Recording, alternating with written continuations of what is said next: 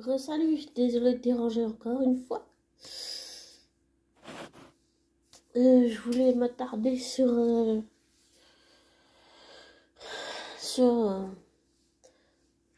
sur un des personnages dans Le Voyageur. Et je me suis trompée de nom, c'est pas Johan comme je pensais, mais c'est Yann. Désolée. Et je voulais m'attarder bah, sur la fin de l'épisode 2 dans Le Voyageur, saison 1. Ce que j'ai oublié de dire, que je voulais dire, c'est que, tout ce que Laurent, il a enduré,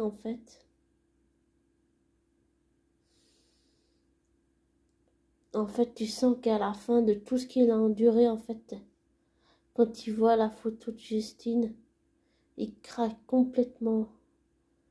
J'ai trouvé très beau et très belle cette image où Yann prend son frère dans ses bras, qui craque complètement et qui lui dit tu m'as manqué, petit frère. Et je le redis, ça me fait penser à ma sœur et moi. Je sais pas si ça te fait penser pareil. Et ce que j'ai oublié de dire et que je voulais dire, c'est on sent que Laurent, il craque après tout ce qu'il a vécu, oui, mais on sent, sur le côté, je dirais, émotionnel, on sent la fragilité des deux frères. Peut-être que Yann est plus résistant émotionnellement, il est comme moi.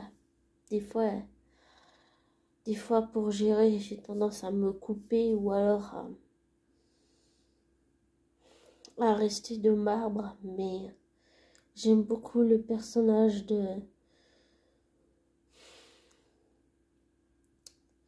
Yann et Laurent. Mais c'est vrai qu'à la fin, tu sens que Laurent est craqué. Tu sens sa fragilité. Tu sens la fragilité des deux frères. Oui,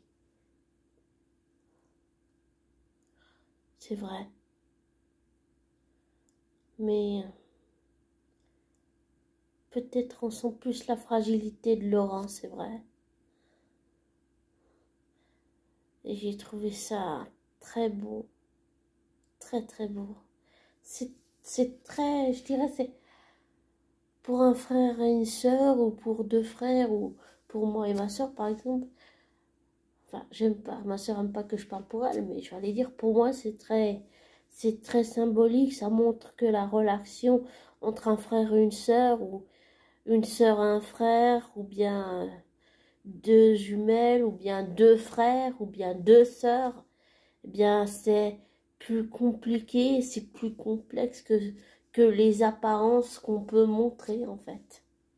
Et quand je dis on, ben, c'est dans la vraie vie, ou alors c'est comme le personnage de Yann et Laurent, leur relation est beaucoup plus compliquée et complexe qu'on ne le croit, en fait. Voilà. Et j'ai beaucoup aimé ce moment, que je me suis repassée plusieurs fois. On sent toute la fragilité de Laurent. C'est comme un homme fait de cristal, qui pleure des larmes de cristal. Je sais pas comment j'imagine ça, mais c'est, pour moi, c'est un peu ça que je vois. Et quand je dis qu'on sent un peu la fragilité de Yann, c'est, oui, on la sent, mais c'est comme s'il se retenait de craquer, pour pas craquer, pour se tenir son petit frère, en fait. Voilà. Et j'ai trouvé très beau.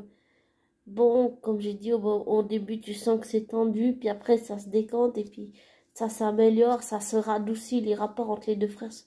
En fait, ils se redécouvrent en tant que frères. Et j'ai trouvé ça tellement bien amené, c'est magnifique, ça montre que la relation est beaucoup plus complexe et qu'ils retissent des liens et tout, qu'ils réapprennent à se découvrir, à se faire confiance. Et j'ai trouvé cet épisode vraiment magnifique.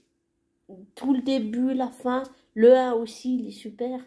Mais c'était aussi magnifique, le 1. Mais c'est juste que, je sais pas, ça m'a marqué l'épisode 2. Peut-être qu'il me marque, en fait. Mais j'ai trouvé très beau. Ces liens qui retissent en tant que frères. C'est vraiment très beau. C'est très symbolique, voilà, pour moi. C'est sur le plan, et j'allais dire sur le plan émotionnel, tu sens que Laurent, il est fragile, oui. Et, et que Yann aussi, mais que Yann, il se retient pour pas craquer, en fait. Et moi, j'ai trouvé ça vraiment beau. Voilà. Bon, je te laisse. Et j'allais dire, ne prends pas pour argent comptant ce que je te dis. Te laisse pas influencer par moi. Fais tes recherches, tes vérifications, tire-en tes conclusions après. Et je te souhaite une belle nuit, une belle matinée, une belle journée, une belle après-midi. Et prends soin de toi, abonné. Bisous. Et surtout, prends soin de toi. Et prends soin de toi et de tes proches.